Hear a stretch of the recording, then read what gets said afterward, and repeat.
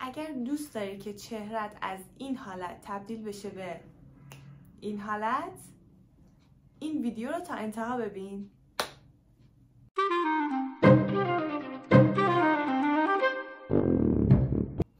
بچه ها سلام، امیدوارم که حالتون عالی باشه. امروز میخوایم در رابطه با تغییر چهره صحبت بکنیم. از اونجایی که خیلی از افراد دوست دارن در شبکه‌های مجازی مثل اینستاگرام، یوتیوب، تیک تاک یا هر جای دیگه فعالیت داشته باشن ولی تمایلی ندارن که چهرهشون مشخص باشه، خیلی راحت میتونن چهرهشون رو عوض بکنن. پس شما هم بیاین تا بهتون بگم که چطور میتونید این کار رو انجام بدین. وارد کپکات بشید و ویدیوتون رو وارد کنید و بعد از اون قسمت افکت و بادی افکت رو انتخاب کنید. توی قسمت ترندینگ یک عالمه افکت وجود داره که شما میتونید ازشون استفاده بکنید.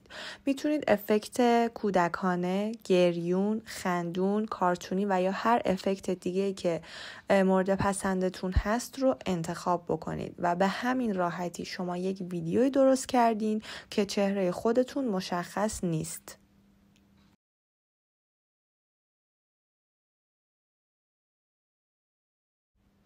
حالا هم نتیجه کار رو سیو کنید.